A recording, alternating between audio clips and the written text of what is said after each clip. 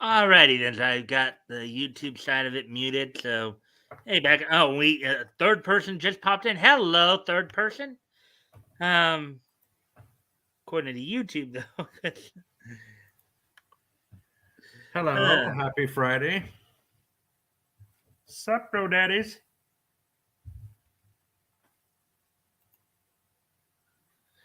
Yeah. So, anyways, welcome to Mikestand. As I guess we'll give it a few minutes to make sure that we have people here.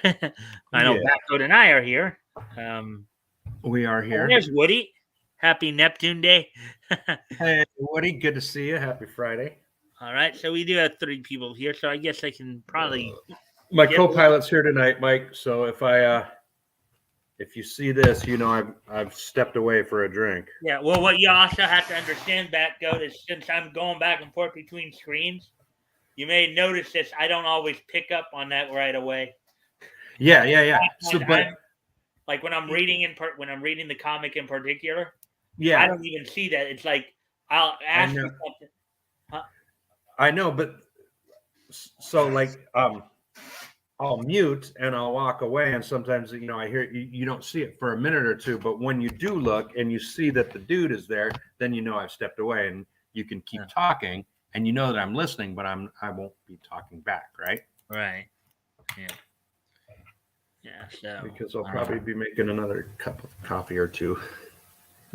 Yeah. So yeah, we got 3 people. You wanna wait a few minutes before you do your usual spiel, or? Yeah, we've got a few minutes here, don't we? All right, we can probably talk it up then for a few minutes, maybe up to the 5-minute mark. I borrowed this from my kids, even though I'm a proud UND alum, University of North Dakota, Fighting Sioux. Go Fighting Sioux. Both my kids stuck a dagger through Daddy's heart, and they went to NDSU, North Dakota State University, in Fargo, home of the Bison, and it's actually a really good school. And like their football program has come a long way in the last 10 years. Like they 12 years ago, so they're still Division like 1 AA, right? Or 2. Yeah, they're still Division 2, but like they were Division when I was, going to college back in the late 80s. We were all Division 3, and UND and NDSU used to play together. And like hockey was the big sport for all of us, and then that kind of got changed around. Mm-hmm. They changed leagues and stuff. The WCHA kind of went away and stuff. Mm-hmm. Anyone who doesn't follow college sports probably doesn't know what I'm talking about. That's cool. Yeah. Well, I haven't followed college sports in years. Yeah. Most people don't. Or when they do, it's like real limited to like whatever their college is. Like that's what I do, Well, I mean, there was a time, I mean, you kind of know how I am. There was a time I did follow sports, college and pro, quite a bit. But the last few years, I've just gotten away from it for a few reasons, Yeah, I went away from sports a while ago, a long time ago, actually. Like, I haven't really paid a whole lot of attention over the last, like, say 4 or 5 years now. So, because I've been more focused on niche comics and anime, especially with what we've been doing the last few months here with these a lot of fascinating young men from Minnesota. Yes, Minnesota does breed a lot of amazing hockey players. Zach Parisi from right here in Prior Lake, where I live, he went to UND. He was a Fighting Sioux, and who does he play for now? He went pro.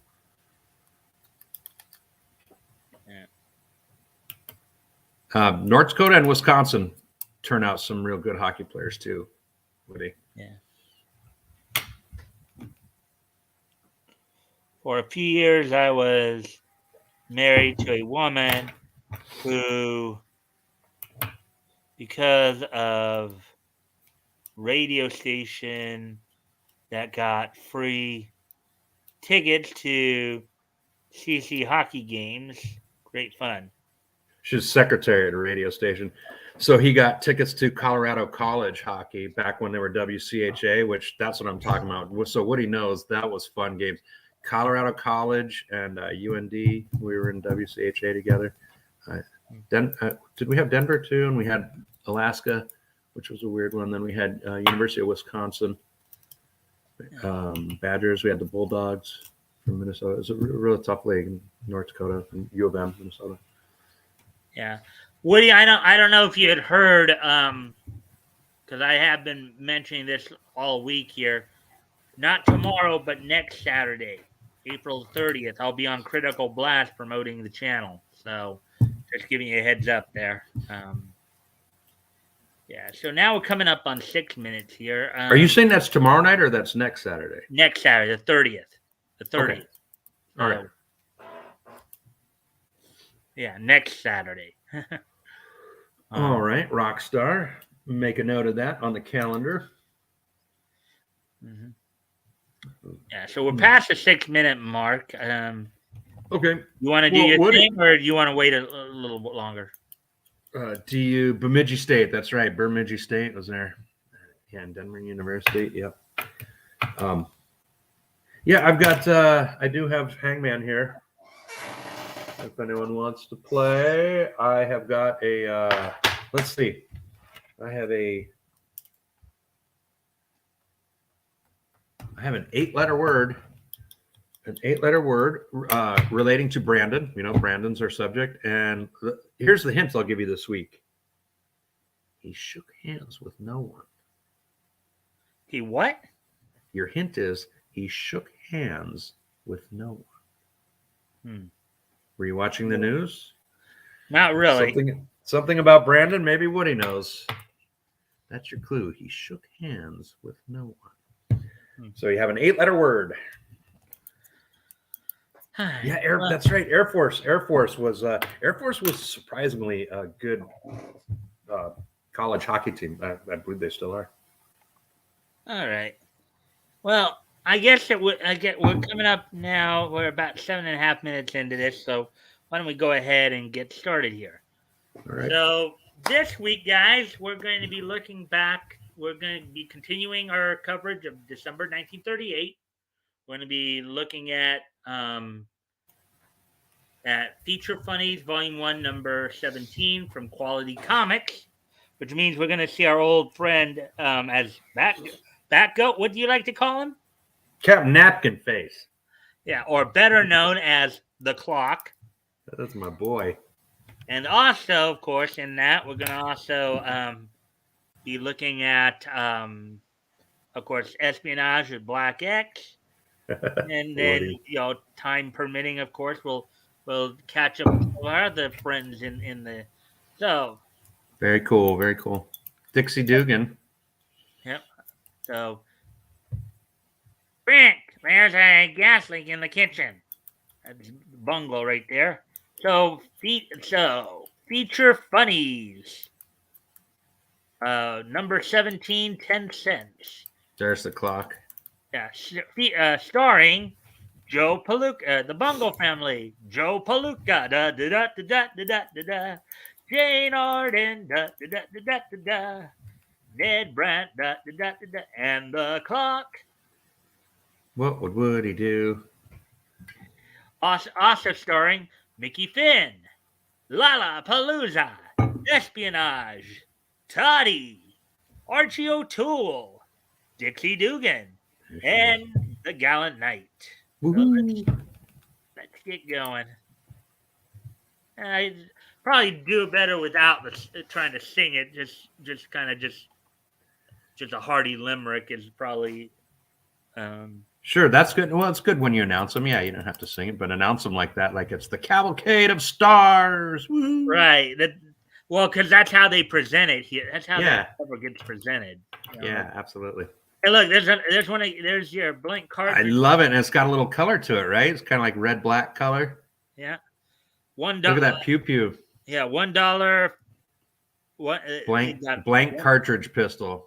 The starter's pistol. I love it. Something 50 cents too, but $1 and then something's 50 cents, huh? Yeah. Maybe the cartridges. Broadcast on a world mic for 25 cents. Woohoo! So you want to get your inflation calculator and do some of the math on this Well, I think 25 cents would be like roughly $1, wouldn't it? now as compared to then. Yeah, let's see, 1938. Let's see, 25 cents is $5. $5. Okay. 25 cents is like $5. Yeah. Yeah.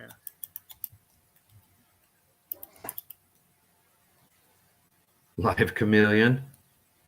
Hmm. Don't be sending me no live lizard through the mail. Oh yeah. And There's then our football thing, the aluminum table that and shakes. the baseball game, which is also $1. You got the printing press. Row your voice. Lighter skies. Pea shooter. The P-Matic. Yep. Yeah, look at some of the stuff they were trying to sell back then in 1938. It's awesome. They're selling adult stuff to kids. Yeah. Selling guns and knives and movie projectors and typewriters and microphones. Yeah, but Here, kids, be a spy. Go kill people. Yeah. Oh. That's look at the color on this. Look at how bright these colors are. It is bright. Yeah. So, well, of course, come back to all. I'm just kind of breezing through this right now, only because I want to get to our main features first, and then we'll come back to the other stuff here. All right. You know. Get to Those are bright colors. The reds and the yellows are really pronounced. Right. Does makes for a very vivid and very easy to see. Lots of action too. Pops. Here we go. And there he is. The Clock Strikes. A complete story by Georgie Brenner.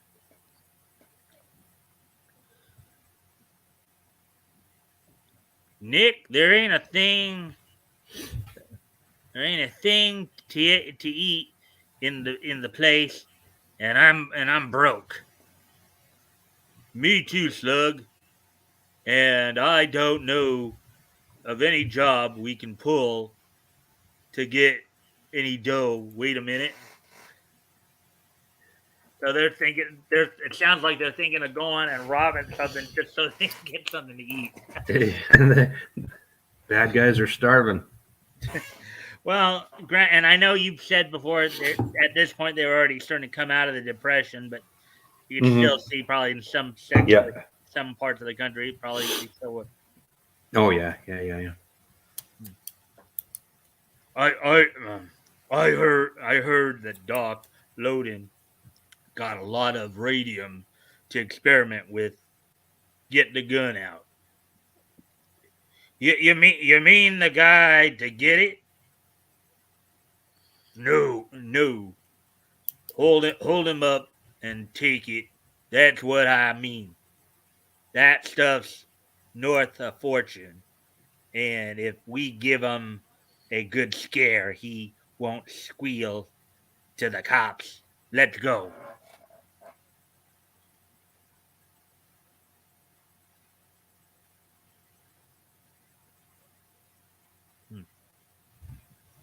Here's the place, Doc. Here's the place. Doc's on the 12th floor. You ready? Yeah, let's get it over quick. Dr. T. Loden, cutaneous diseases. Cutaneous diseases. Batgoat, what does cutaneous diseases mean? Skin diseases, basically. He's your rash doctor. The guy you go to when you got a rash. Mm-hmm. Stick him up, guy. And where's the radium? Radium? Radium? I don't know what you mean.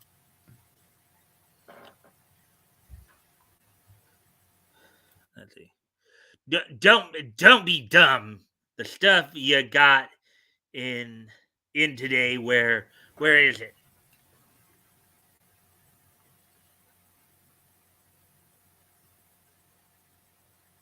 This is 1938. They had no freaking clue how bad, how dangerous radioactive stuff was back then. Well, it was still like 3 years before. No, it was actually 7 years before they dropped the A bomb, right? Mm-hmm. Um, Radium. I mean, I might have told you this before. The watch girls, the radium was used a lot, and it was valuable, but they just didn't understand how dangerous it was. Even after it killed all those girls way back when, they were still messing around with it. huh. Oh, yeah. What you were telling me what was it, last week or so about Yeah, the watch girls that had the radium, where they licked the radium brushes and their jaws Oh, fell off. yeah, yeah. Playing dumb, eh? I'll make you talk. Take your shoes off. Give me a box of matches. It's like, here. Oh boy. When you take your shoes off, or when somebody asks you like that, Batgoat, No, he's gonna give me a hot foot. that's what I'm thinking. And that was a pretty popular trope back then too. I mean, I saw it a Mm-hmm. lot in the cartoons of this time too. Mm-hmm. You know, what are you gonna do? I'm gonna burn the feet off ya. Take your shoes off. Yeah, right. Who would do that? Don't. I'll get it. Now you're talking. And no funny stuff, or I'll burn ya with hot lead.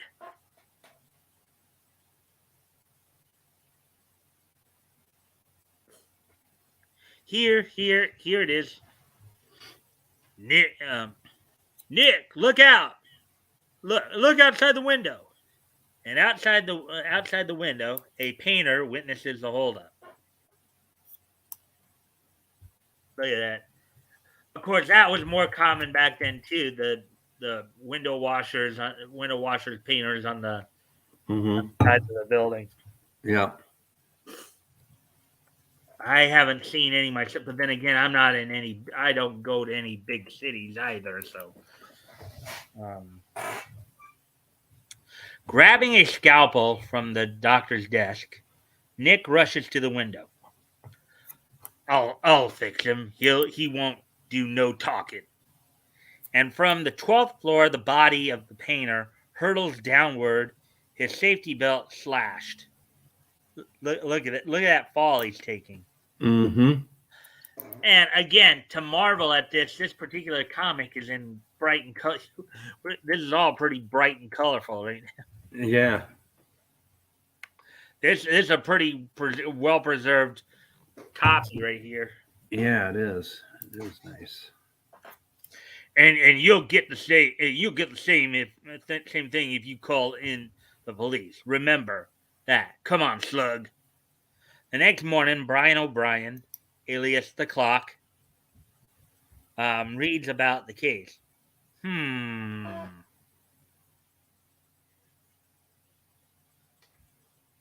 Dr. Loden reports that the two masked men entered his office, and at the point of a gun, demanded a shipment of radium he received that day.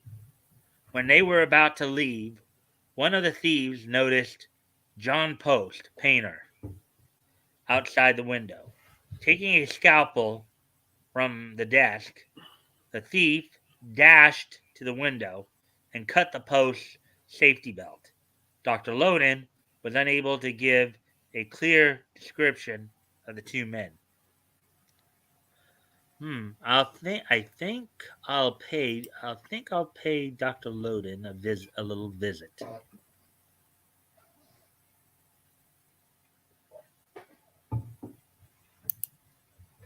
Stopping for a moment to adjust his mask, the clock enters Dr. Loden's office. Don't be startled, Doctor. I mean you no harm. I only want you to answer a few questions. What did the two crooks look like? I don't know. Their faces were completely covered by masks. The fear of suffering the same fate as the painter causes Dr. Loden to lie.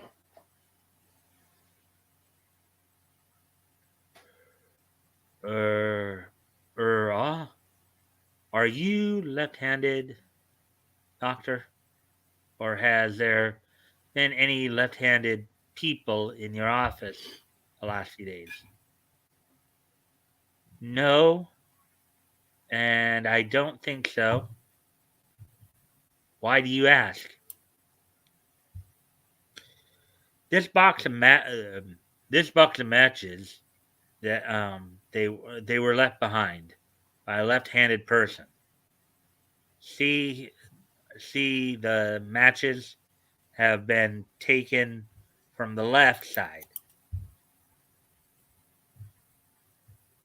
Now that I think of it, the man that held the gun held it in his left hand. Pretty clever. Huh? That's pretty clever. Mm-hmm. Well, clever in the fact that for him to figure it out by looking at the matchbook. Yeah. It just goes to show you how the writing was back in these days as compared to today, right? How the storytelling and stuff like that was. Yeah. I guess he was a southpaw, all right. Why, even the muscles in his left cheek twitched. Yes, it was he who gave the matches to his accomplice when he threatened to burn my feet when I refused to give them the radium. Dr. Loden, I want you to start from the beginning again. And this time, tell me the truth. What do you mean, the truth?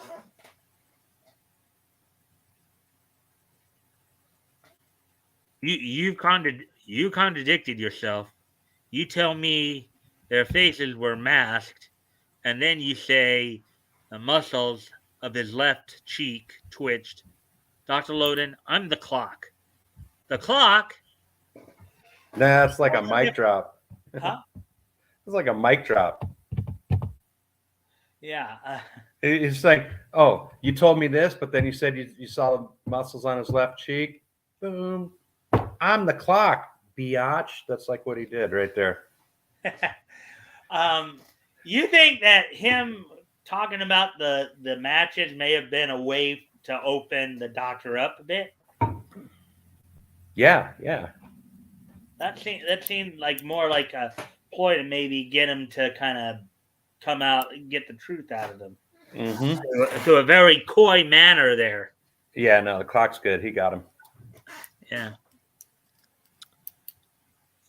Yes, and if you don't tell me the truth, I'll turn you over to the police as an accessory to post-murder for concealing evidence. My reputation is enough proof that I'll do as I say. I'll tell you everything. That's right. That changes too. That's right. The napkin. Do you see the napkin? The napkin has spoken. Yes. Yeah.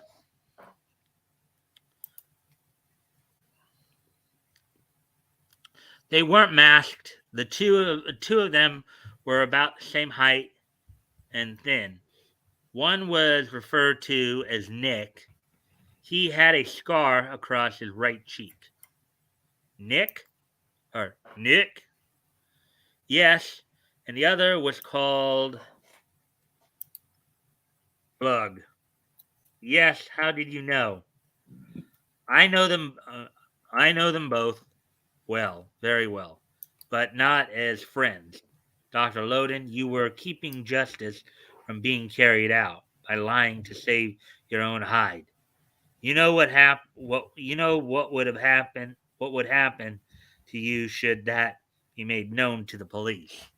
Nah, come on, napkin head. He was scared. Cut him some slack. Yeah. Actually, give me a second. I gotta take care of something with my phone real quick because it's just gonna Okay. be. All right. I'll be right back. Okay. So Woody, if you want to play, Hangman, I don't know if you heard. I've got an 8-letter word. Oh, you already heard. You caught my clue. You made a joke about it. About he was shaking hands to the 81 million people.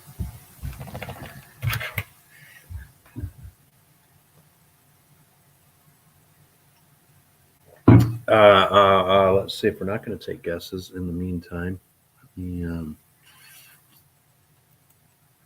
Let me do this.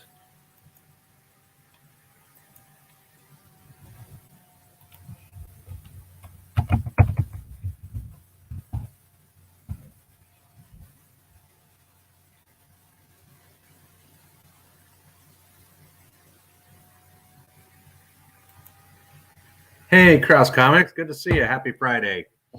Mike just stepped away, so if you would like to play Hangman with us. Let's see. I have an 8-letter word. Everyone. Let's see. And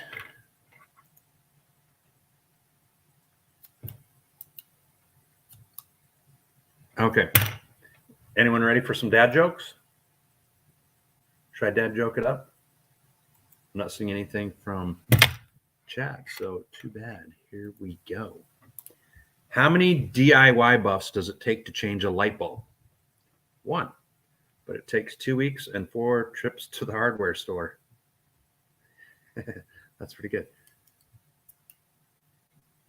How many paranoids does it take to change a light bulb? Who wants to know? That's funny.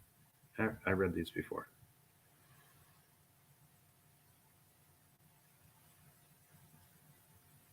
Okay. Why didn't Han Solo enjoy his steak dinner? Why didn't Han Solo enjoy his steak dinner? It was chewy. You back? Yep. Right. Hey, Rick. Well, welcome to the stream.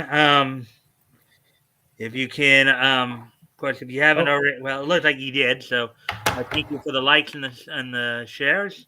And I do have a letter guest, so you go ahead, Mike. I'll crank that up next break. All right. So.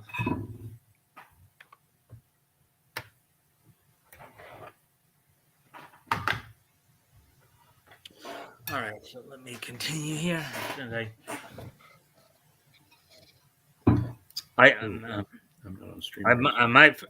I might forget all about it if you would send, say, $1,000 check to any charity you desire.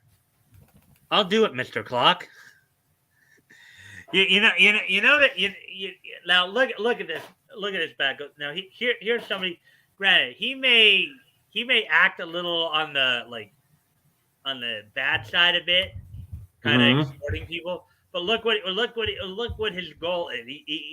I don't know if you've noticed this as we've been reading the clock, but every time he catches somebody in a compromising position, he gets them to donate to charity. Yeah, that's true. He does. I mean, he ain't no Speed Saunders, but he does like to throw a beat down.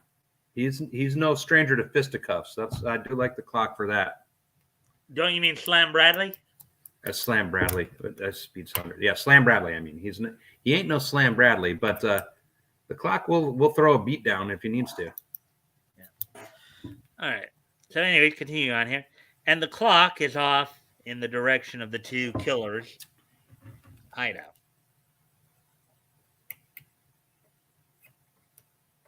The clock enters the room of Nick and Slug and takes them by surprise.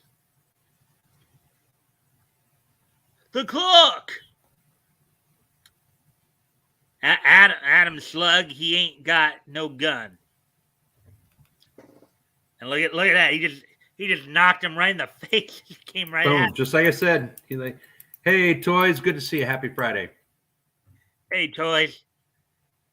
You two birds aren't any competition at all. Ugh! Come on, get up and give me an excuse to go to work on you two in earnest. See? That's your boy. Can you imagine somebody doing that today? He wants to throw some dukes. Oh, could you imagine the salt that would be pouring out of SJWs if somebody did that to them today? Batgoat? Oh yeah. I don't know. There'd be a lot of people that would be all for it too. Yeah. He's the same as Slam. Slam talks about how much he loves someone as he's beating the tar out of him because it's like, thank you so much. You gave me an excuse to crush your face in. They're like, yeah, Slam, go. With Nick and Slug bound, the clock calls Captain Kane. Hello, Captain Kane. Trot a couple of your boys over to 133 Nick Street. You'll find the two gents who robbed Dr. Loden and killed Post, awaiting your arrival. Who is calling? The clock, my friend. The clock. Another episode of The Clock in the March issue of Feature Funnies on sale February 1st. That was quick and easy. The clock came in and just whooped some butt. I think these are still kind of just like 4 or 5 pages of story. So yeah, no, that was good. Clock don't mess around. I used to laugh at him. Now I'm like, all right, my boy, get that napkin on just perfect because it's time to go kick some butt. Mm-hmm. All right, so now we're up to us. Now, before I get to this, I'm going to step away one more time. I'll be right back. So, alrighty. Let's see. Cross. You guessed an E. That is a miss. So you have the E was a miss. And remember, you guys' Christmas present, a sticker, Coachella Valley sticker, or sticker. It's a magnet. All right. If there's no more guesses, then I'll tell you what.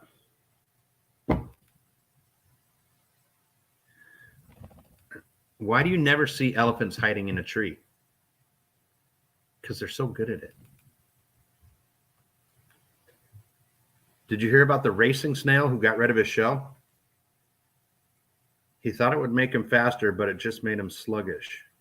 Oh, sluggish. That's pretty funny. A turtle is crossing the road when he's mugged by 2 snails. When the police ask him what happened, the shaken turtle replies, I don't know. It all happened so fast.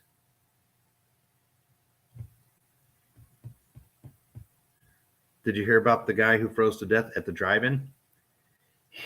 He went to see Closed for the Winter. That's funny. That got me. Very good. Very good. All right. Okay, let's see. I'm back on the chat. S is the next guess.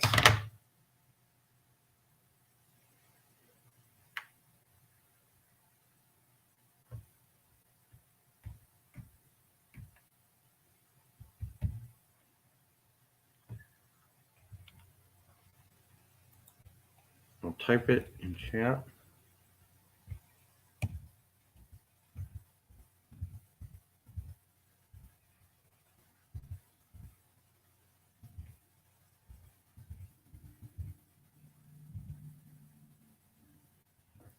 And here we go. You don't see them hiding in the tree because they're hiding in the truck.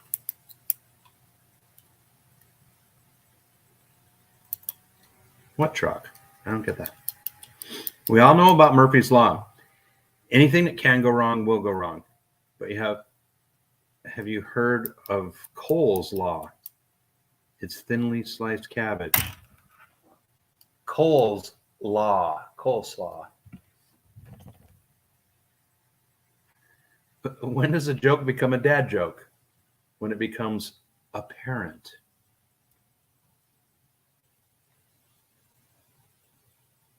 Wow. All right. Sorry, are you good? You meant trunk. Ah, okay. Let's see in the trees because they're hiding in the trunk. That's good.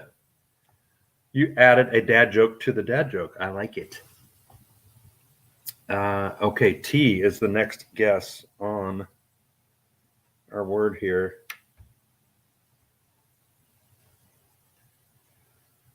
That, unfortunately, is a miss.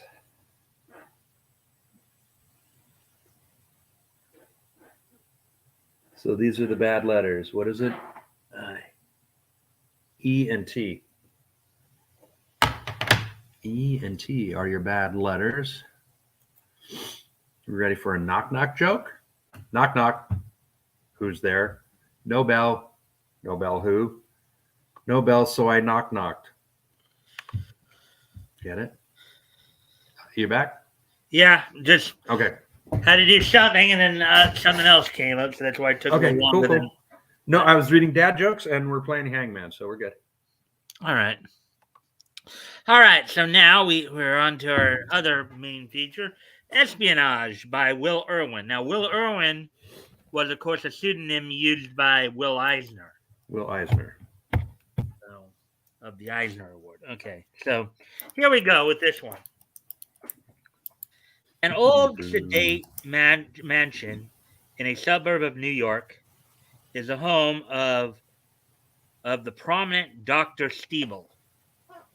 The physician is seated at his desk reading when the jingle of his telephone arrests his attention.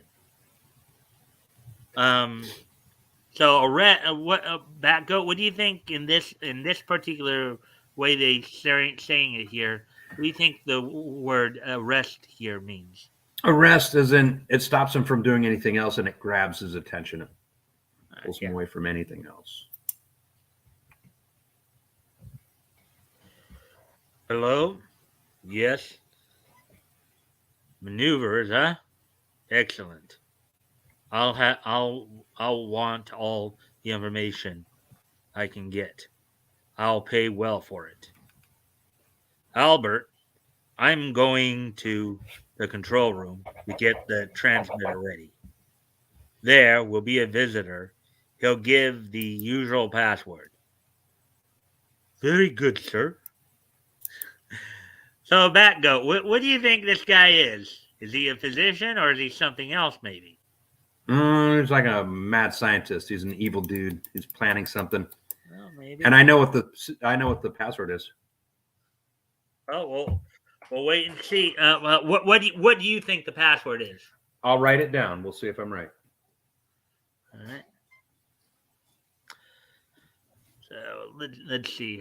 Did you? So have you written it down already, or I've written it down. We'll see if I'm right. All right. Boo! What is cross comments going? Boo! I think because you'd mentioned the Eisner Awards. Huh. You said as in the Eisner Award because people have won the Eisner Award before that we don't think are all that great. I'm not sure. Yeah. Well, Will Eisner, just because the award was named after him doesn't mean that he was a... No, he was great, but I know, like, when people say, so-and-so won the Eisner Award, it's like, doesn't matter if they're a wokey jerk. That's my point. I could be way off on that. Well, I mean, I think, though, that goes for most of the traditional entertainment awards, like the Oscars, the Grammys, and all that. True. Very true. Right. As a doctor... Yeah. You know what? Woody cleared it up for us. He said it looks like a response to one of the puns. Oh, okay. From all the bad dad jokes I was saying. So yeah, I get it. Sorry. It was the knock knock joke. Okay. As the doctor enters a room filled with maps and charts, a telegraph operator rises to meet him. Good evening, Doctor. Any news? I hope to have information about the army maneuvers soon. Army maneuvers. I wonder what that could be about. The intrigue of the times, huh, there, Batgoat? Yeah. Hmm. Our agents are well placed. Our espionage organization is the most complete one in the world. I say, where is Agent Five? He's been arrested, but do not fear. Um, Hey, Otto Robert. Good to see you. Otto will Happy not Friday talk. to you. Hey, Robert. Hey, Robert. Hugo Awards of 2010 are a definite warning to pass on the fecal matter, so awarded. Ah, well, anyways, back to he better not. This is our nucleus. We cannot afford to lose this cell.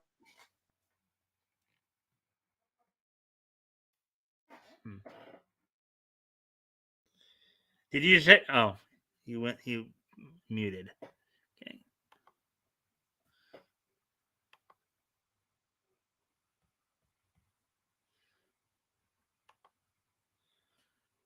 And of course, if you guys haven't already, if you can like and share the stream so we can get some more friendly people in here, that'd be appreciated. Anyways, Washington, D.C., and the offices of the U.S. Army Intelligence. The Black X and his chief question the recently captured Otto.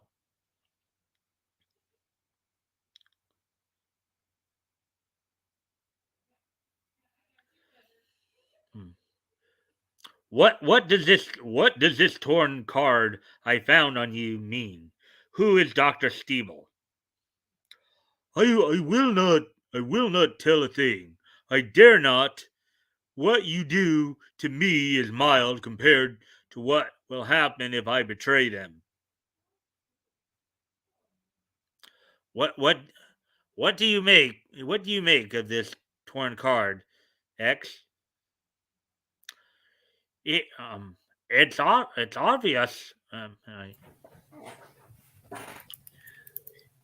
It's obvious. Um, a it's obviously a postcard to be matched with another half. I'm going to pay Dr. Stevel a visit.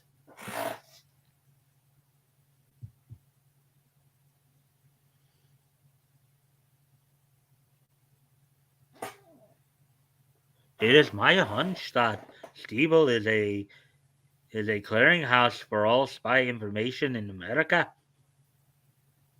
If it's that Black X, we if it's that Black X, we must destroy it. And and don't bring back any prisoners. Spy trials get too much publicity. Right on.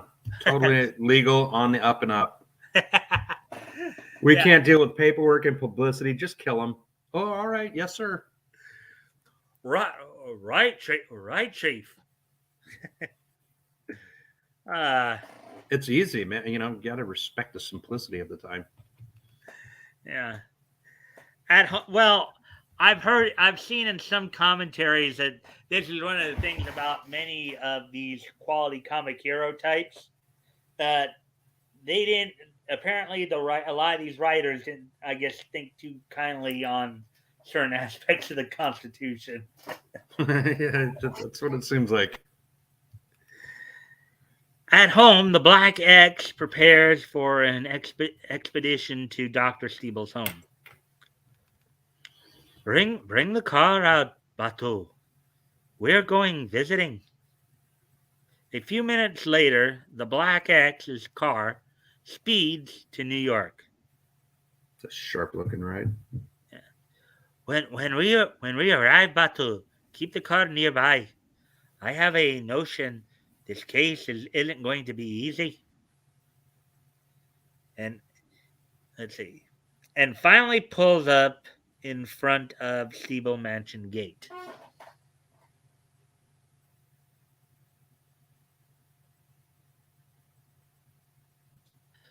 Okay. Keep the motor running and your eye peeled. Batu. Yes, master. Who is calling? A friend? I have some information for sale. Perhaps this will introduce me.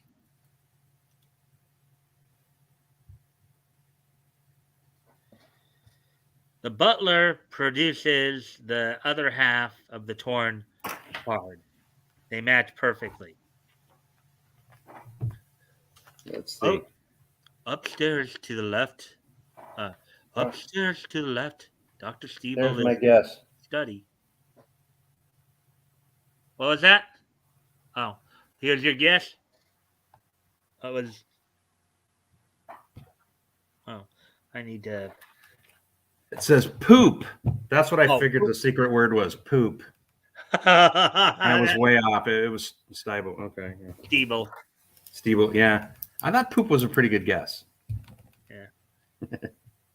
Sorry. Come in.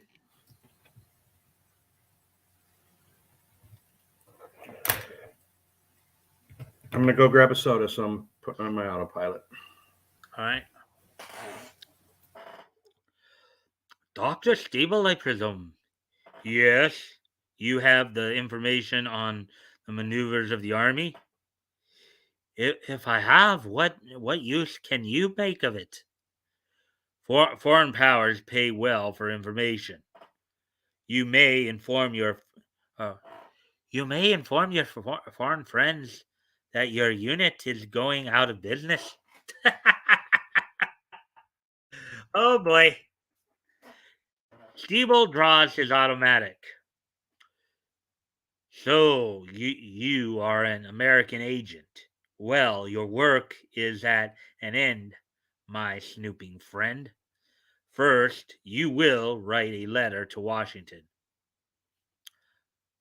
Mind if I use my own pen? Quickly, the Black X brings the tear gas pen into action.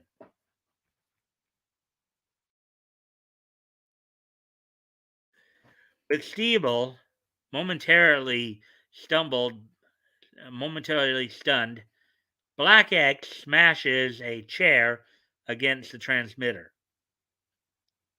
causing short circuit.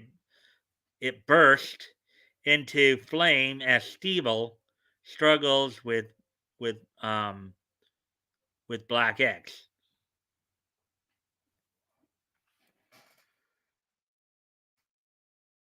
Dr. Steeble is thrown to the floor in a heap.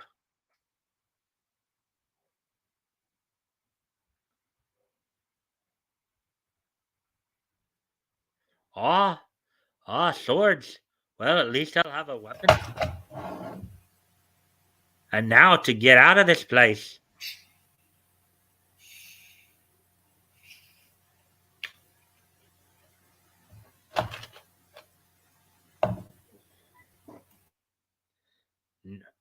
Not so fast, my friend. I have my doubts about your leaving here alive. Steeble also seizes a sword from the wall. Oh, here we go. Sword play. There's sword play. On guard. Oh, a little Highlander action here. There can be only one.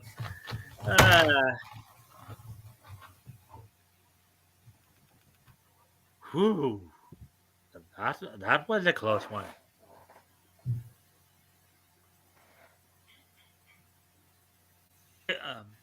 Too bad for you that you chose swords. Once again, Steeble lunges viciously. Black X parries and neatly sidesteps. Parry. There's an interesting word, right? You just kind of carry away. Mm-hmm. Another word you don't see a lot of these days. Cross Comics made it funny. Oh, yeah, let's take a quick peek there. They sorting things. Yeah. That's good. That's like a dad joke. That's really good. I guess he gets a point for that, doesn't he? There, Batgoat. It's a low point. Uh-huh. Suddenly, Steeble's butler enters, gun in hand. Oh, this looks like my busy day. Guess it's time for me to leave now. It's been a pleasure meeting you, gentlemen. Black X leaps to a window. At a signal, Batu brings the car zooming under the window just as X crashes through. Wow, what timing there! You know what? Timing right there. You know what? What? This is the precursor to all the heinous nonsense buffoonery that went on in every single Fast and Furious movie, where they like they break through a window, fly through the air, and then some dude hits his car into a wall, jumps, grabs the chick out of midair, and then lands safely on another car, or else she was going to die. You know, like the ridiculous stuff from Fast and Furious. Well, I don't. The beginning of it. I've heard of Fast and Furious. And heard it's so bad. Stuff happens, but I just Fast and Furious is horrible. But just saying that, like, that's pretty awesome. That the idea for the ridiculous car stunts was 100 years old. Well, not quite 100 years. More like pretty close. Yeah. Well, let's see. More like 84 years. Close enough. His leap is timed perfectly. Well, but a lot of this though is used in a lot of action movies, particularly action movies where cars are involved. You know, the daring escape, right? Leap out a window and into just a happily perfectly timed car coming by. Here's the thing: you land in the car, you're still going to get hurt. Yeah. Like, well, you know what the formula is, right? Force equals what? Mass times acceleration. Oh yeah. Well, I'm just saying, like, you watch enough car shows and you see these goofballs jump like an old Cadillac or something off a dirt hill, and they get 4 feet of air, you know, all 4 tires off the ground, and the thing lands. And the dude's like, the next day they're like, yeah, that was real funny. And then I had to go to the doctor and I got a compression fracture. Like, you don't want to fall any significant distance in a car. There's no support. You'll crush your spine. Yeah. And as Black X speeds away into the night, terrific explosion rocks the country. Now, when I was doing some pre-search earlier today, one of the notations I saw on this was they talked about Dr. Steeble and his people dying in what they called a Deus Ex Machina bomb, when there was no bomb even mentioned. Okay. So that's probably the scene they were talking about right there. Okay. Master, House of Evil Doctor is no more. That was the only way out for him. He could have caused our national defenses to be destroyed. It is our duty to protect America. Another episode of espionage in the March issue on sale February 1st. You see what Cross just said to tack on what we were just talking about? He had a little something to add to that. Oh, they did those time jumps on a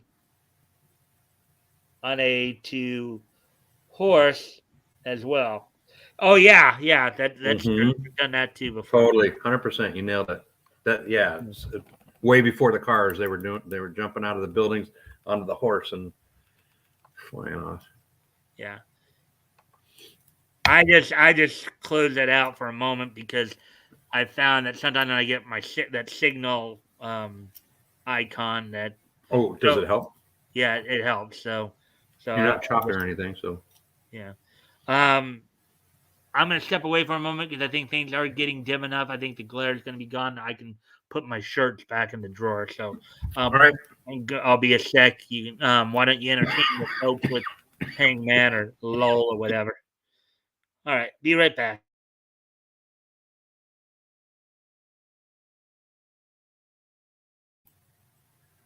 Ooh, all right. Okay, I'm with you. Let's see, I've got an R saved up, right? I forget who said R. I've not done that one yet. So,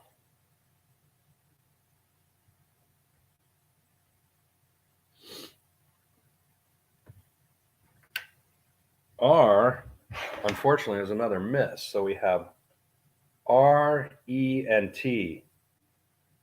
R, E, and T are your missed letters.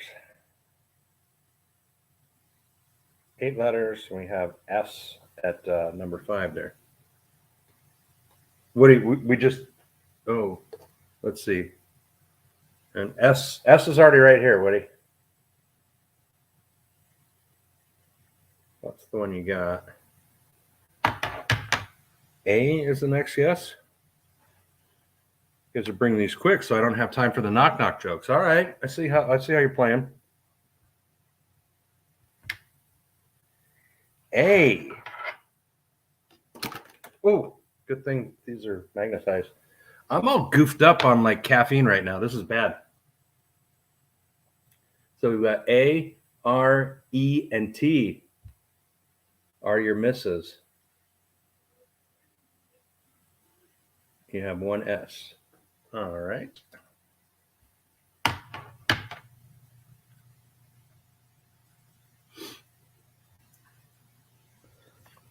All right, so before we continue on, get me caught up on the Hangman. What's All right.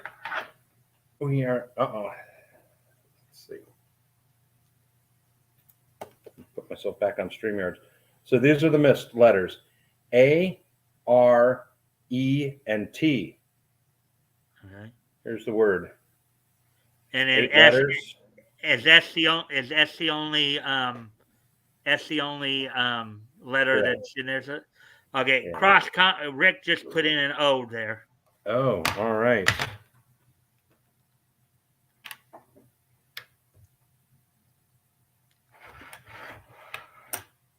I have to type it out real quick since that was the correct guess.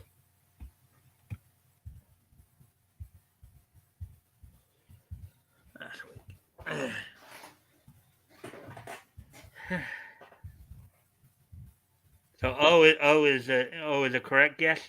O is correct. Here's what it looks like. O is the second to the last letter. Correct. Has anybody guessed R already, Batgoat?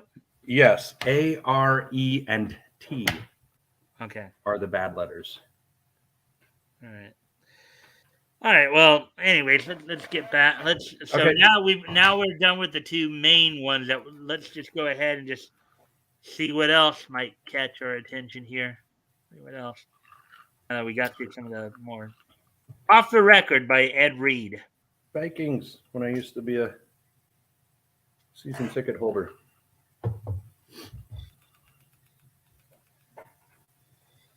He's been like that since those missionaries passed. That's good. Shucks, they eat my bait and use my hook as a toothpick. That one's kind of funny. You think that Mama could forget that this is bath night? Oh boy, trying to have him have a bath on the boat there.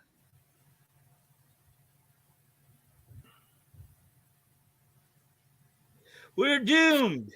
Red just said that he wanted to make a deal with our driver. Uh-oh. What? Poor doggies are going to get turned into hot dogs. Oh. That's the joke. It's Red's hot dogs and the City Pound. The dogs are talking to each other. Oh, I see. Oh no, Junior. This way, this way, dear. Mama's over here. He's running towards the football because the pigskin.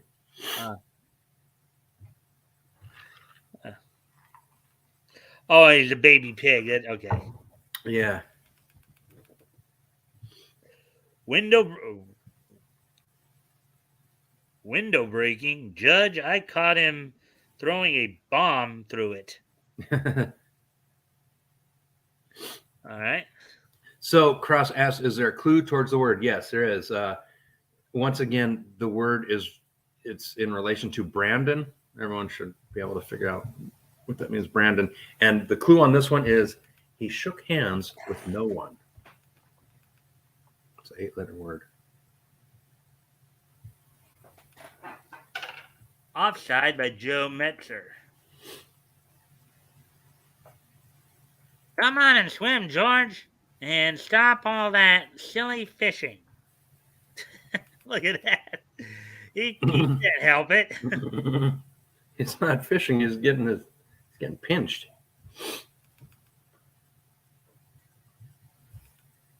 Joe, your wife's going a bit too far with this trailer craze.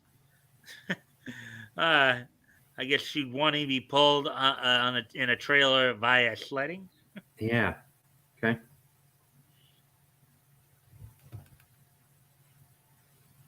Now, does that prove it? It isn't safe for skating? Dude, look at the guy's skin right there. He's like, his face looks all blue. Mm-hmm. Hey, stop using me as a propeller on your airplane spin. Mm-hmm. Of course, an airplane spin, a classic wrestling move. Yeah. Done in a fireman's carry position, you just spin the guy around. Mm-hmm. So that was one of the moves that Gorilla Monsoon, among others, was known for using, as well as Dominique DeNucci. Or Little Rascals, or Three Stooges, or anything black and white comedy from that time period. Poor Ben, it's his wife's bridge night. Okay. Don't get it. I don't either. Stop fooling, Pedro. We're waiting now for those steaks. Look at that. Mm-hmm. So they're waiting on steaks. Pedro's trying to get them steaks, but Pedro's having a little bit of difficulty there with the bull. No kidding. Good. I love it. I love it when those dudes get gored by the bulls. I know I shouldn't, but that's just one thing because they kill the bull every time.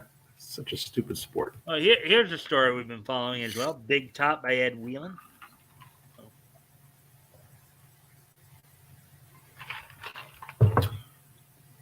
After Skookie is frightened by a mad dog, Hal Thompson rescues him from the hanging wire.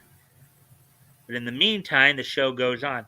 Ha ha! Alley-oop! And in the center ring, ya ha cha! In another ring, Sukiyaki performs wee. After the show, Jeff Bangs investigates the broken wire. Why was this wire, or why this wire was filed? Yup, you're right, Silt. Oh. Jeff sees the boss property man. Where's the man who put up Hal Thompson's wire this morning, Al? I fired him, boss, at noon. He gave me too much back talk, and I gave orders when I gave orders. A short. So maybe the guy got a little steamed and decided to screw them over. Hey, Batgoat? It could be. That's what it sounded like. A short time later, Myra, dear, what is it? What is it now? Oh, how I keep thinking, what might have happened to you? Come, Myra, cheer up, and promise me you'll forget all about my narrow escape. I promise, Hal. While in the clown's tent, boys, whoever filed that wire had orders to do it. Yep. But whose orders? In her dressing room, Myra sobs bitterly. Oh, Hal, darling, if anything did happen to you, I'd die. But the way they switch scenes, they're leading us to believe that maybe it was her. Maybe. I don't know. But it's kind of. But her reaction here does seem a little hyperbolic. Right? If he died. Gee whiz, lady, what's the matter? Little kid there. Who are you? Who are you, little boy? Where did you come from? I heard you crying, so I came in. I've been trying to join the circus. My name's Red O'Hare, and this fella is Whiskers. Red, little boys can't join a circus just because they want to. Why? For many reasons, dear. What are you? What are what are some of the reasons, lady? Well, first, if boys want to join a circus, they must get their parents' consent. Oh wait, no, I gotta do that. I gotta do that a little softer and lighter. Yeah. Do the girl's voice. Well, first, if boys want to join the circus, they must get their parents' consent. Better, better back up. Yep. But I ain't got any parents, lady. Oh, you poor boy. Neither have I. Neither have I. Gee, that sort of makes us friends, don't it? Yes, it does, dear. Now, about Whiskers. Can he do tricks? Oh, I'll show you. I'll show ya. Come on, Whiskers. A flip-flop for the nice lady.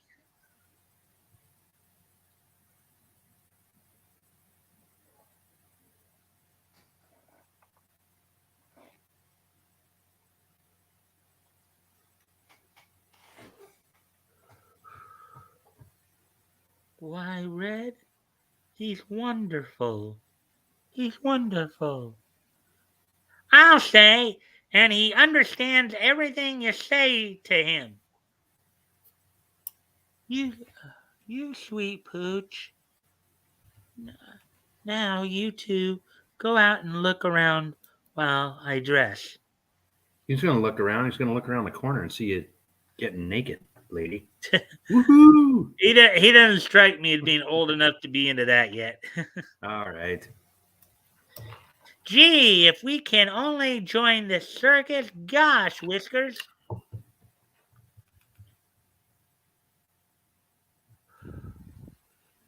Now, Red, I'll present you and Whiskers to Mr. Bangs, the owner of the show. Oh, bye!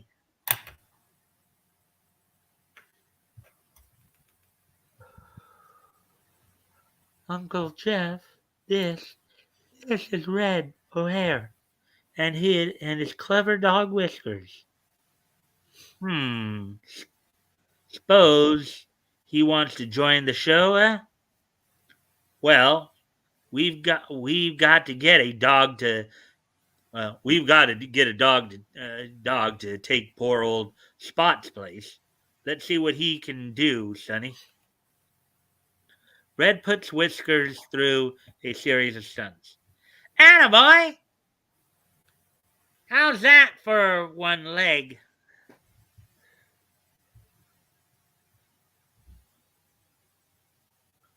That's some dog, Red. I think I can use you both. Oh, thanks, Mr. Bangs. When do we start? Oh, oh my gosh. Oh, I'm so glad. Myra, all we know of him is that he says he's an orphan and ran away from a farmer in Belldale. Oh, I'm so sure Red is honest, Uncle Jeff.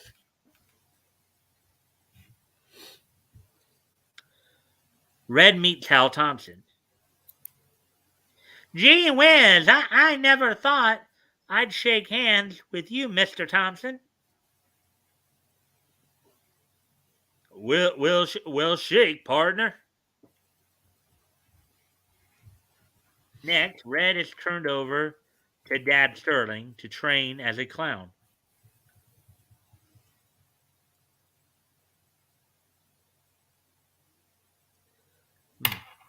There, there you are, Red. There you are, Red. How do you like that makeup? Oh, it's swell. He'll make a dandy tiny clown. A week later, Red and Whiskers put on an act with Pee Wee, the baby elephant. Look at that! Look at that right there. Nice work, boy. Look at that Batgoat. Look at the dog and the elephant there. I can't really see. There's an elephant, there's a dude, and there's a white blob in the middle. Right here.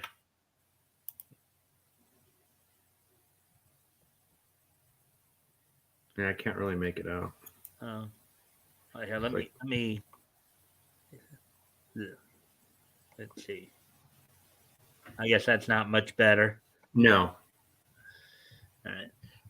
I think it's dimming. All right, I'm gonna go off camera for a quick sec. I'll be right back. I'm gonna turn on my light. I think things are getting a little dim in here.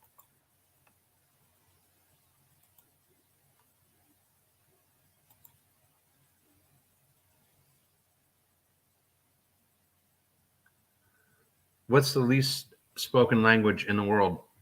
Sign language. Niece. I have a lot of friends named Nathan. There's Nathan. Endless droning about nicknames. Me.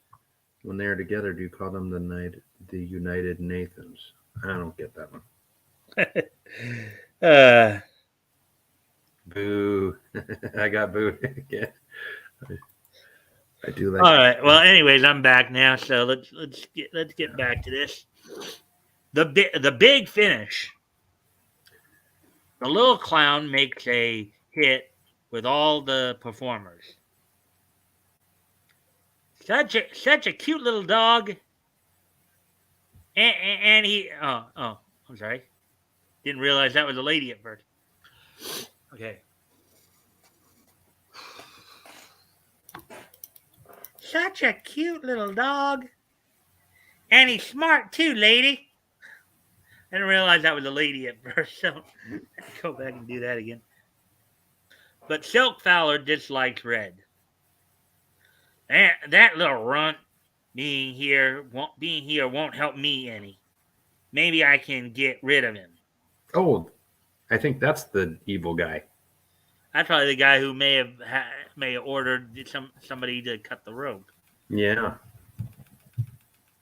And soon, Alta, Red, and Whiskers become great friends. Hello, Alta. Here's your daily bag of peanuts. Big Top is continued in the March issue of Feature Funnies on sale February 1st. Yeah, nice couple of pages there to get through, huh? Yeah. So we think that Silk guy is probably the bad guy. That my bad. I didn't even see that from the beginning, but now it's becoming clear. Yeah. So we're at hour 15, so we're still got some good time going here. Good Deed Doty. Brrr.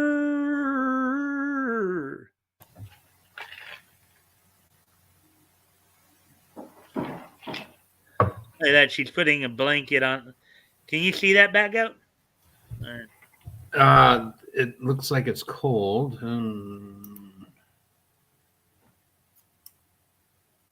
Ha ha ha ha! Oh. And that's that for today. I don't get what happened. Okay, so from the looks of it, I guess it's cold outside, and then she turns back in and sees a lady in a dress there. It looks like, and it looks like because it's the backless dress, so she put a blanket on her. Yeah, I get it. Yeah. It's not all that funny. Dixie Dugan by J.P. McElvoy and J.H. Strabel. But you know what, though? That little girl looks like me for the last 3 weeks. Every time I come down to the kitchen and sit here on the computer, I look out the window and go, it's so cold. Yeah.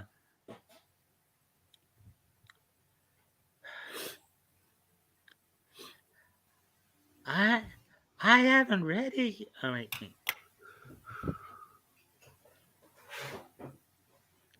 I haven't read it yet. You're welcome to it, Mickey. I'm still reading another book. Thanks, Dixie. I hear this book is tops. I'll take good care of it. Thanks again. Don't mention it. Months later.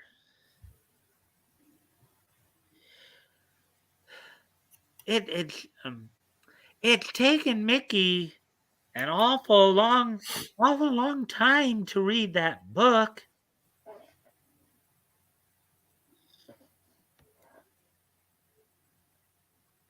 I'll pay her a social call and casually mention the book. Wildfire? Oh yes. It was wonderful.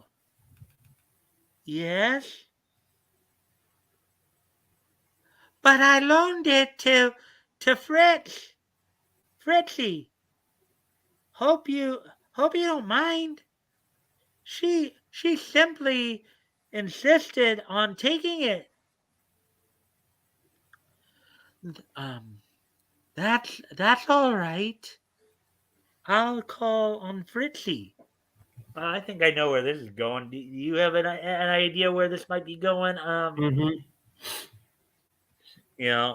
See what there's happens a if term she that came visits. a little later called pass the buck, where I think in this case it's more like pass the book. Yeah. Oh yes, Dixie. Pam wanted to read it, and I just couldn't refuse her. Okay, Fritzy. She's surely read it by this time. Oh, I didn't know Wildfire was your book. I loaned it to Margie. I'm so sorry, Dixie. What, didn't I guess it right there, back? It seems like they're passing the book around. Yep. She's going on a big chase for it. Oh, that's all right. Just thought I'd her drop in. That's all.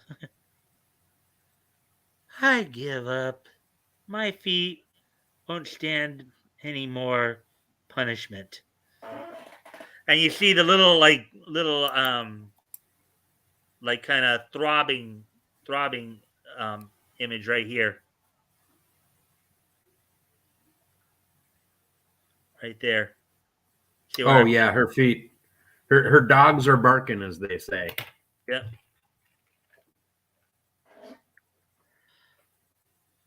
I'll buy another.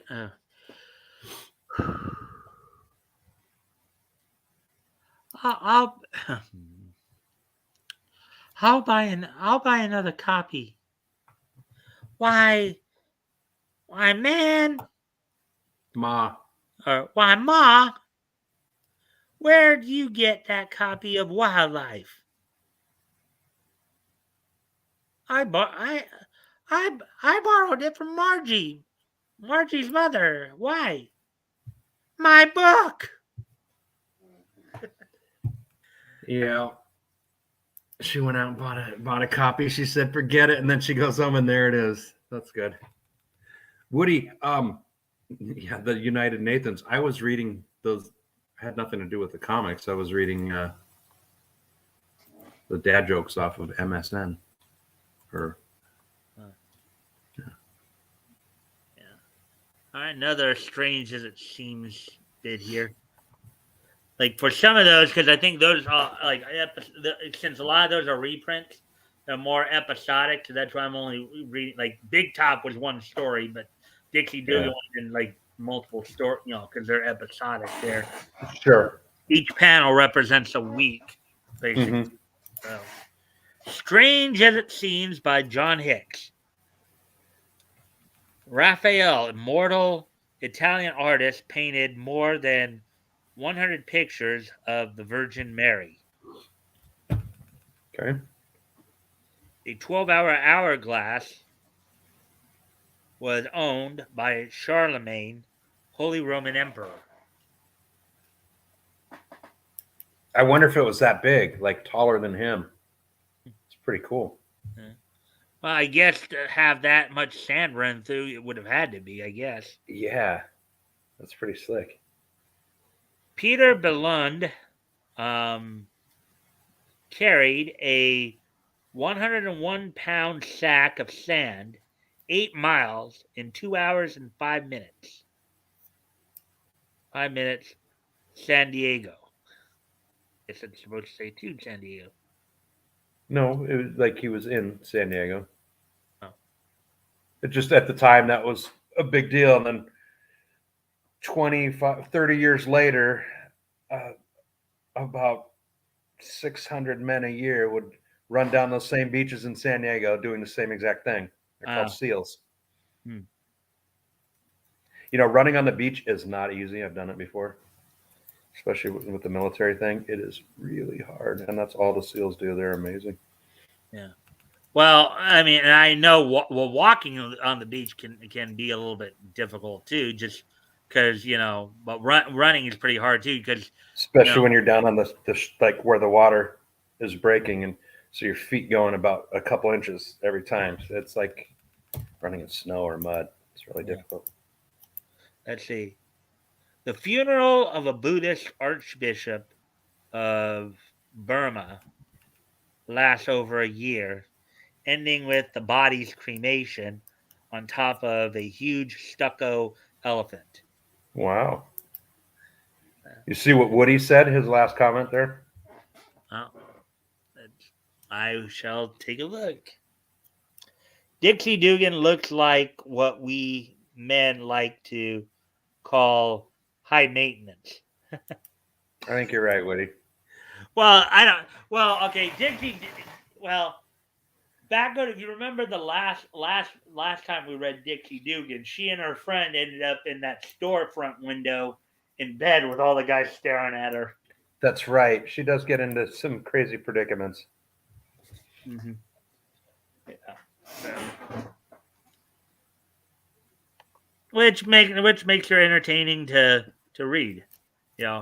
Girls like her and Gilda Kay can really put smiles on our faces, right? Right, Batgoat? Yep. Oh yeah.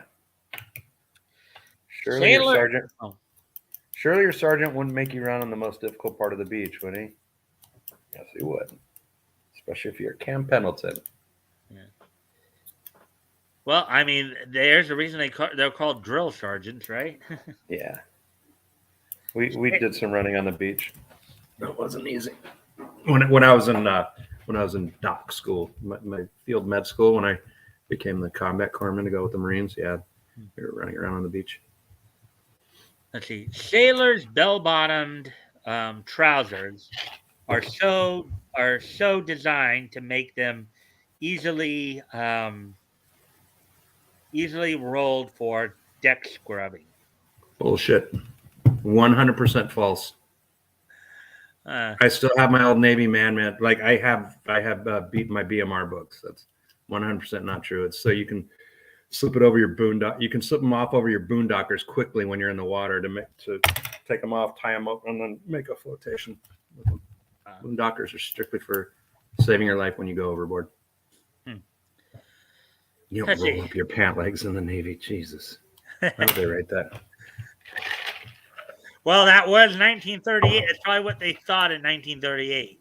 Well, you look at people nowadays when they have actual information, like correct facts in front of them, and then they go ahead and lie anyways. I mean, that's what we're seeing right now. So, you mean in today's society, or today's society? Yes, yeah. Like all media outlets just flat out lie. So, to try to gain control of the narrative. Yeah. Let's see. The Fuji Islands were discovered and charted. Fiji. The Fiji. Oh, okay. Yeah. The Fiji Islands. Thank you for noticing that. Were discovered and charted by William Bligh, English naval officer, and 18 men while adrift in an open 23-foot boat and lacking in navigation instruments, food, and water. Cast off by the mutineers of the Bounty, Bligh and his crew sailed 4,254 miles without the loss of a life. 17. That's an incredible story.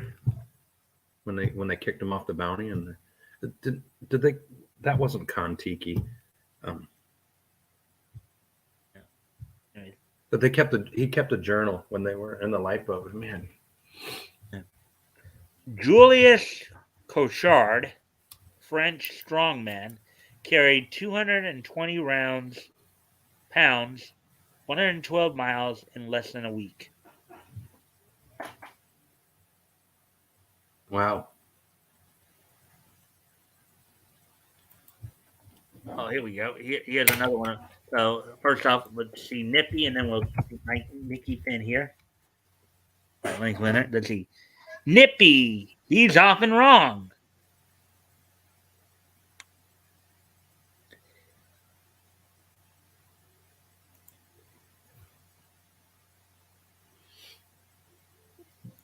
Don't shovel any more out, Nippy. It might cave in.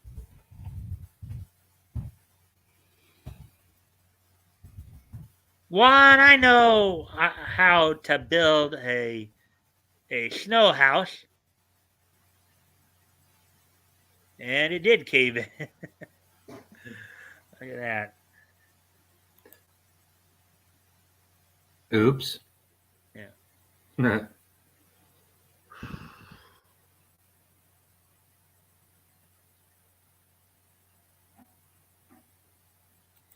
This is the best amateur ice carnival I've ever seen, Mrs. Finn. Yes, Kitty, but I wish Michael's uncle had never entered it. These skaters are experts. You're on next, Mr. Finn. What'll the announcer say you're doing? Why I'll do speed trick and fancy skating.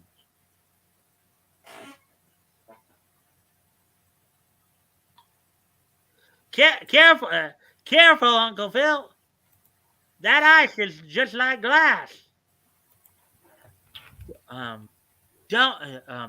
worry. I'll soften it up. Okay, Mr. Finn. You're on now.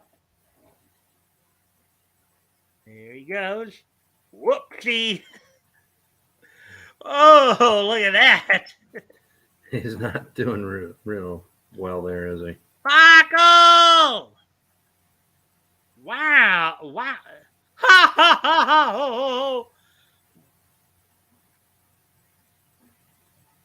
Wow, I haven't laughed so much in years.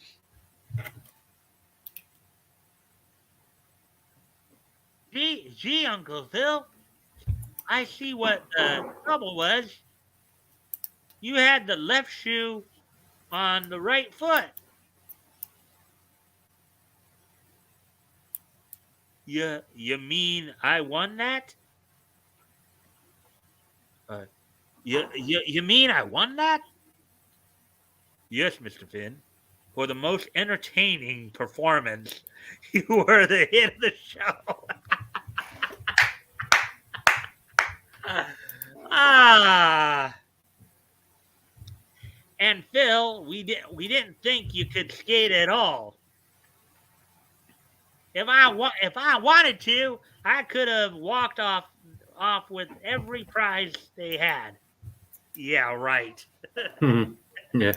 It reminds me of that. There's a pretty famous old SNL sketch from the 90s when I remember Jason Priestley was on from Beverly Hills 90210. Uh-huh. And he used to skate, like he was a hockey player in high school. So he got on skates and, he had the outfit on like he was an ice dancer. And they had it was like Kevin Nealon and some other guy were the announcers. They're like, and look at this fresh young skater. And he gets out there and does like one, like, woohoo, look at me all flamboyant and turn. And like, he pretends like he's going to do a turn and then he falls. And that's the whole thing. He gets up and falls and falls. And so Kevin Nealon and the other announcer are sitting and they're like, and he gets up and look at this beautiful, okay, he gets up and here he goes again. And and they kept trying to talk, but he was falling so much. All you hear them say is, oh. And then after a while, like the camera's right here and you just see him sliding across the ice like that. Mm-hmm. I didn't explain it well, but it's a really famous, funny old sketch. Yeah. Now, mind you, these comics that we're doing right now went on sale in December 1938, so Christmas. So they're talking a lot about Christmas time here. Oh yeah. Even though the cover date was, I think February here. Turn your Christmas money into fun. I guess this is a little. Look at what they're. Get this new Daisy telescope sight, $1. That is so cool. Not even gonna lie. Look at that. Yeah, that telescope sight is for a gun. Look at that. That is so cool. The gun, that's fun. Man, could you imagine some of the gun control people out there right now if they saw this? Yeah, well, they've always been that way. Screw them. Yeah. They ain't getting their guns. They ain't getting our guns. I mean, yeah. Well, the thing is that there was a few shootings recently, right? One down like in South Carolina. There was one in Philadelphia. It's kind of funny. In at least 2 of those 3 cities, I think they were blue cities in blue cities and states where the gun control laws are actually strict. Yeah. So it just goes to show you their logic and reasoning is no. Chicago is the number one proof that gun control laws don't work. That's a fact. Everyone knows that. I don't even know how like CNN can. Well, they do try how to fight that to fight that, but that's just a fact. Gun control does not work, and Chicago is proof of it. Basically, what it should boil down to is just give everybody a gun and let them handle their own problems. That would probably solve a lot of issues right there.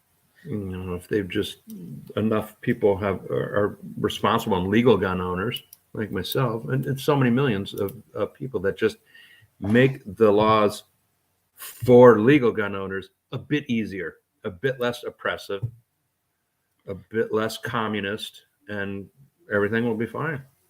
Yeah. Anyway, okay, so let's see. I know we're already past the hour and a half mark, so let's try to get into like hour 34. So let's at least see if we can get at least a couple more tidbits of features in here before we have to start winding down. Joe Palooka's Boxing Course by Ham Fisher. Boxing is a great game of wits. Here we have Joe blocking a right hook to the jaw. Look at it, just put his left hand up like that. blocks a left jab to the face, blocks a left to the body with his elbow. Wow, so some interesting showing how to block punches. Joe Palooka by Ham Fisher. Wow, what a couple of names right there. Joe Palooka and Ham Fisher. Mm-hmm. I'm guessing Ham Fisher is a pseudonym. Huh? Since a lot of people had pseudonyms back then, I'm guessing Ham Fisher is a pseudonym for someone. Well, yeah. Or a pen name. Well, yeah. Well, I would imagine some of these are pseudonyms, pen names, just simply because even at this point, comics were still in their infancy, and they still weren't sure if they were gonna be sure long term. And of course, and like how they talk about today, how a lot of comic book writers are trying to, hone their craft in comics to get into screenwriting. I think back in these days, from if I remember correctly, hearing some people back in these days were using comics as a possible platform to get into the ad. I think advertising was the big thing back then. Okay. So, I mean, I'm not completely sure on that, but that makes sense, honestly. Yeah.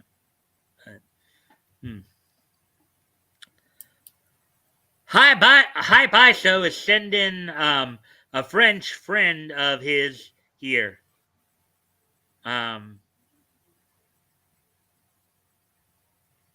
hang around with us a couple of days.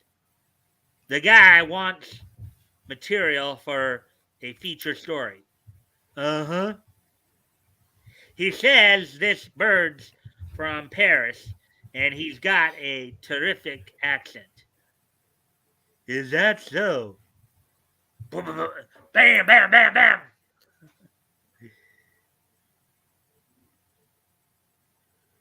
You are Monsieur Nobby? Yes, and you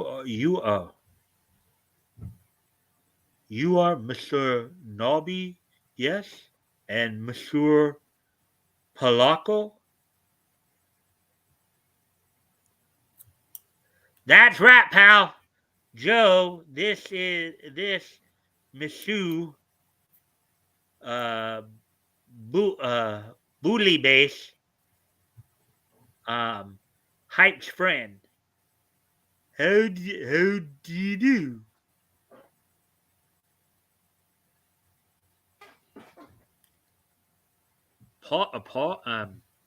Pardon what's this?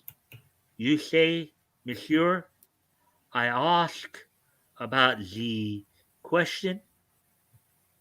I said it's the Mahuska, the plain old Mahuska.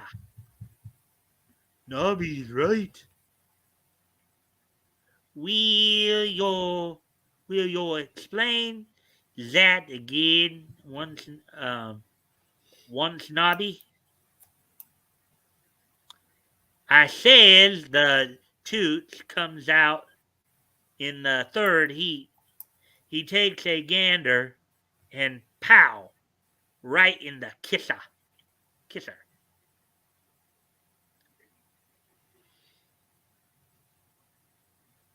Another time, me and the kids hoofing around trying to get shekels for scratch.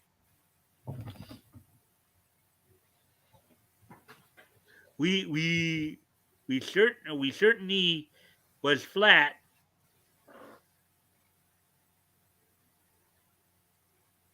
Maybe you'd like to hear about the time we blow the Duke in Yonkers. See the question mark? He's like, what? That was an experience.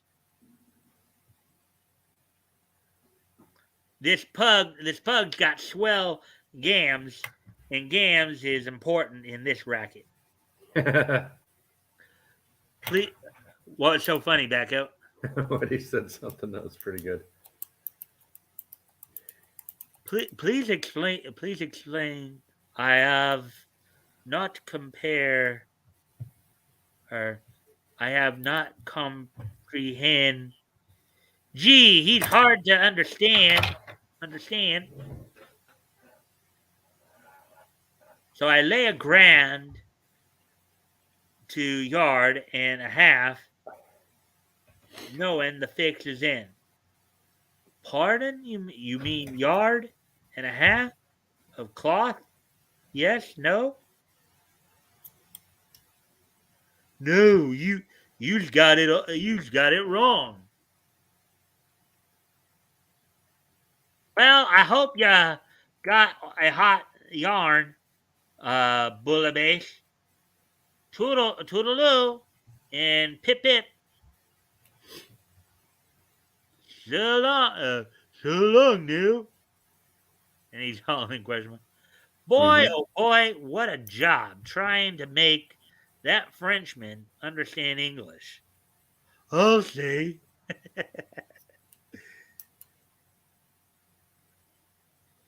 You should have a good story after 3 days with them, Henri. No, hype. I don't know what they ever talk about. Oh, all right. So there's that single panel. Joe Palooka. We got 4 pages, but as I said, we do one because they tend to be episodic, anyways. Mm-hmm. Let's see. Off the record. Let's see. Where are we at on time? Oh, we're at an hour 42. Let me work the Green Arden. Let me see if I can find what Richard. No, that would be a full story. Lemon Tubby, Uncle family. Okay, I think. Do you want me to read it one more? Should I try to find one more to read, or No, you can wrap it up. I'm tired. all right? And you'll of course join me afterward for post game, right? A couple minutes. For a couple minutes, yeah. And then here's Stranger That Seems It. Okay. All right. So there we go. So I hope everybody enjoyed the stories we went through tonight. They were good. They were definitely good. Yeah. The clock was on tonight. Captain Napkin Face. Yeah, he was there. Yeah. Any more guesses on? You've got 2 more guesses left on the Hangman word. Everyone. So I'll just take letters as if. Yeah. I'm gonna step away from the computer for a moment. That goes. Okay. So why don't you guys do your Okay. the thing there, and then when I come Okay. back, we'll start to wrap things up. Sounds good. So you just got a letter from Woody there. Wait, what am I doing? Actually, got with the wrong thing there. Okay, there we go.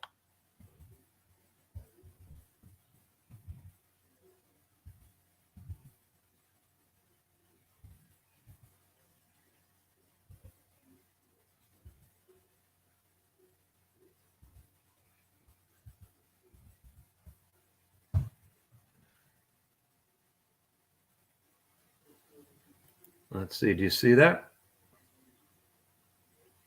So N was the last guess, and that is the last letter, as you can see right there.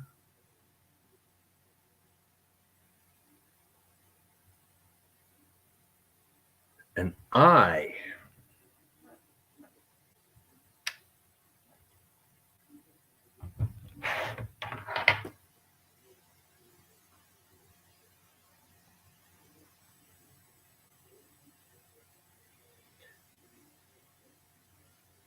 Okay, do you see it? Are we good? You've got SION for the last 4 letters.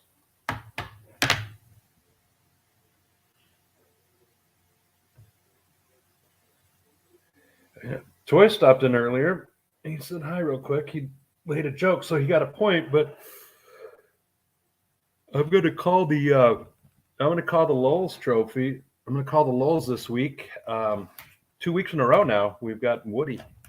Woody, you won the Lowells, so I do have our newest temporary Lowell's Trophy is the Dino Terror. You get the Dino Terror.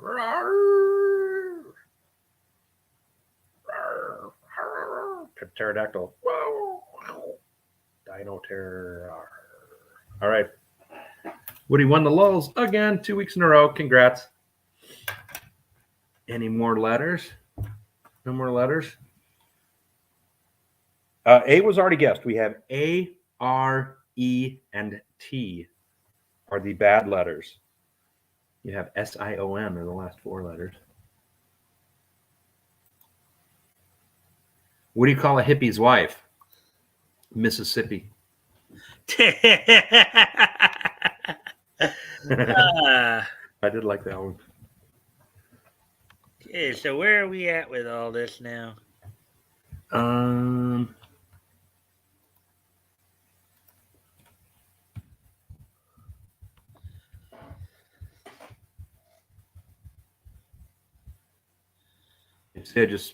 I just put it in the chat.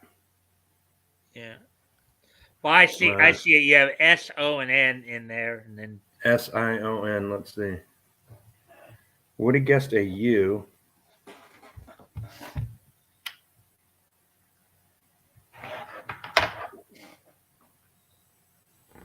Is you good or bad? U is good. It's the 4th letter. 4th letter.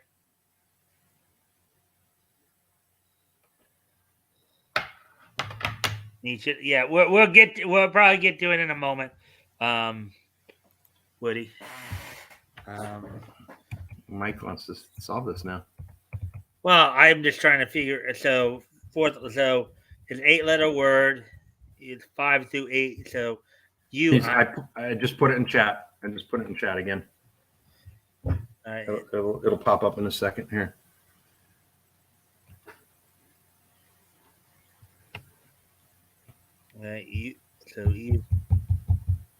Oh, I think I know what it is. Shall I guess it? Let's see if Woody's got a guess, since he did the hard work. Woody, you got a guess? We'll give you 10, 15 seconds here. I'll read one more joke in the meantime. I searched for a lighter on Amazon, but all I could find was 401 matches. I sold our vacuum cleaner. It was just gathering dust. All right. I don't think we got anything from Woody. Go for it, Mike. What do you think? All right. Well, yeah, I just looked over. I have no gas. Confusion doesn't fit. Well, I'm thinking. Well, okay. You said that the clue you gave earlier is that he shook his hands with no one, right? Okay. Illusion. Illusion is correct. You didn't see that video of him? He was on stage and he turned and he looked and he went like that. And then PolitiFact said, what you saw and what you didn't understand. They literally tried to spin it as saying, like, fact checking, that didn't happen. And it did. It's 100%. Like Tim Pool's like, they no matter how you try to spin this, they're trying to say like he thought he was pointing to someone else. Like they were lying for him. He just turned and went, hey, how you doing? It's all over the news. All right. So with that now, we are at an hour 49. So as Woody was asking, it's probably a good time to, with today being Friday, April the 22nd, good time to go ahead and look back on this day in each history. History. All right. So let's go ahead and get going with this then.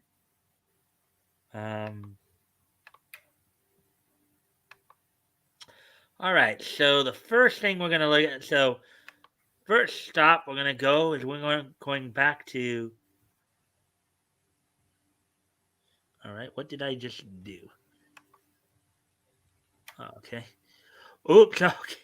That's what I did. Okay, wrong thing, Mike.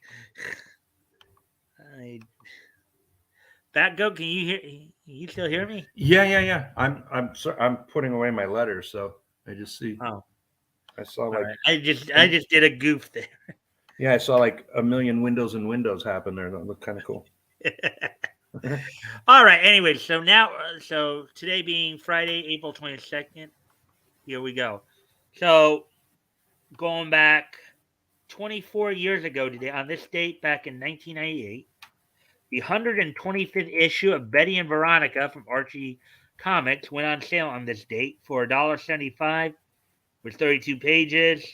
They had 4 Betty and Veronica stories and a Sabrina story.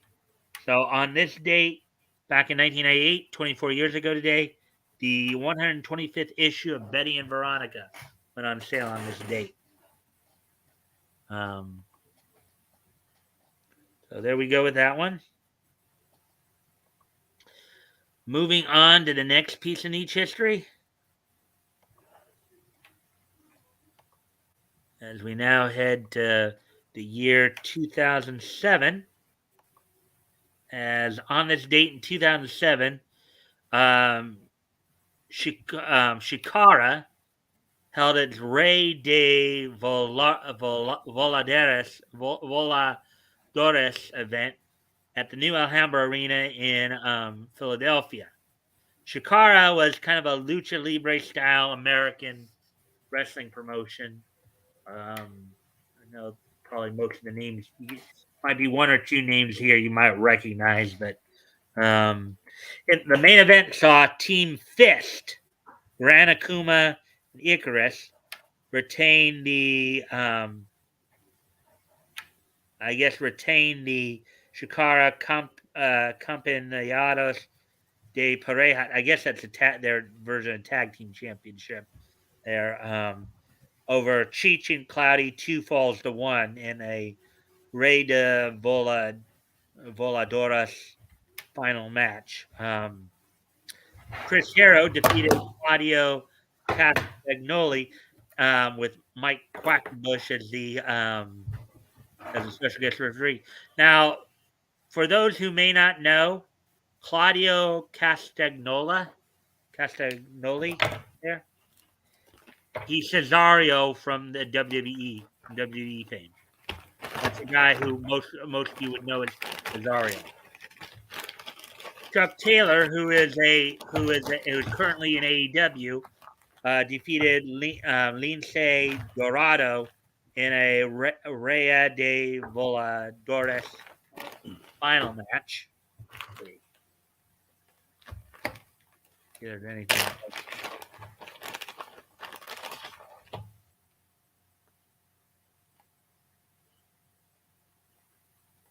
Yeah, so basically, so for the most part, I know most of those names you guys wouldn't know. Only real known name is Claudio Castagnoli, who is known as Cesario to WWE fans. So on this date, back 15 years ago, Chikara held its Rey de Voladores event from the new Alhambra arena in Philadelphia. So there we go with that one. And now we venture to. I remember that year.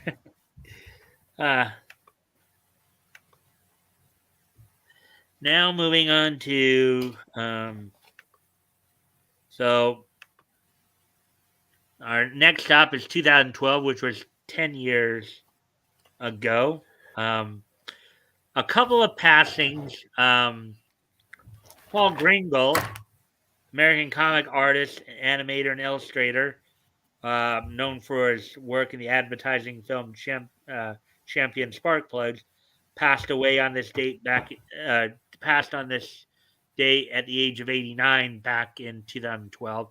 And Buzz Potemkin, American television producer, director of the Berenstain Bears television specials and Hanna-Barbera, passed away at the age of 66. So a couple of passings on this date, 10 years. Paul Gringle and Buzz Potemkin. And finally, 2012 is just so nice. that we're gonna hit it twice. Twice. And with that, on this date in 2012, Kyoto Animation's Hyoka premiered on Japanese TV on Hyoka. Literally translates as ice cream frozen dessert. Cool. Hio, I believe, is the Japanese word for like ice. So, so on this date back in 2012 as well, the Kyoto Animation anime Hyoka premiered on a number of networks, including CTC, TV, Saitama, TVQ, Tokyo, MBK, GBS, Sun TV, all those channels on this date 10 years ago today. So there we go. That's all that I have for you for today in history. Okay, real quick, since I did this last week, let me continue on this tradition now. Woody, since you won the lulls, I'm going to pick you a non-woke community chest. Remember, we did this last week. Get one of the old non-woke cards. So I'm just going to pick one at random. And last week you won the beauty contest, as I recall. So let's see what this week is. Christmas fund matures. Collect $100. I think this is another one that isn't in the new woke because I can't say Christmas. Mm-hmm. Upset our peace-loving brothers and sisters of other religions. Yeah. All right. So, anything else, Batgoat? No, that's it for me. So. Oh, who won the Lowell's Trophy tonight? That was Witty. I gave him the Dino Terror and the community chest that I just read. All right. All right, guys. Well, I thank everybody for being here tonight. I hope you guys enjoyed the stories tonight. And the community chest, I'll keep doing that if that's good. You guys like? All right. So next week we'll be finishing off our December of 1938 coverage. I'm looking through some of the comics that went on sale from United Features, including the 10th issue of Comics on Parade, and be looking a little bit at single series issue number 1, which was United Features' attempt at as a singular monthly feature, much like Feature Book from David McKay Publications. So, and also don't forget, next Saturday, the April 30th, I'll be on Critical Blast promoting the channel. That will be next Saturday, April 30th, 8 p.m. Eastern, 7 Central, 5 Pacific. So hope to see you guys back here on Monday. I'll see you guys back here next week and next Friday and Saturday. And until then, bye. Oops, wrong button again.